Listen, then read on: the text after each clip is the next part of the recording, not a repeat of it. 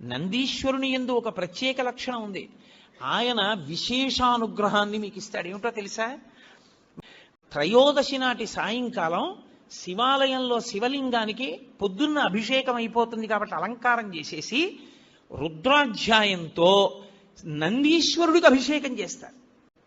అభిషేకం చేసి నంది మూర్తినంతటినీ కడిగి అలంకారం చేసి చందనం బొట్టు పెట్టి నందీశ్వరుడికి శివలింగానికి ఏకకాలంలో హారతిత్తితే సమస్త దోషములు ఉపశాంతి పొందుతాయి.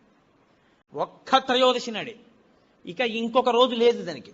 దోష నివారణార్థం చేసేటటువంటి అభిషేకం నందీశ్వరుడికి ఉంది ప్రదోష వేళలో. మీకు ఏదో పట్టి పీడిస్తోంది, దోషం తెలియట్లేదు. ఇందువల్ల ఇలా అవుతోందండి అంటే పర్వాలేదు అవుతుంది కానండి, ఏం పర్వాలేదండి అంటుంటారు. దోషం పట్టుకోలేరు. అది ఎందుకు వస్తుందో తెలుసా?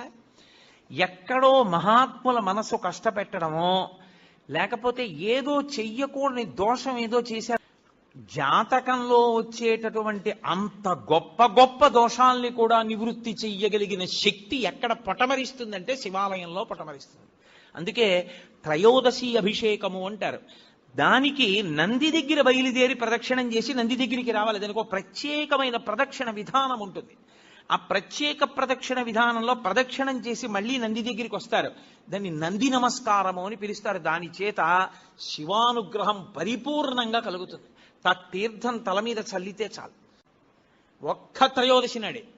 ఇక ఇంకొక రోజు లేదు దానికి. దోష నివారణార్థం చేసేటటువంటి అభిషేకం నందీశ్వరుడికి ఉంది ప్రదోష వేళలో. త్రయోదశి నాడే. ఇక ఇంకొక రోజు లేదు దానికి.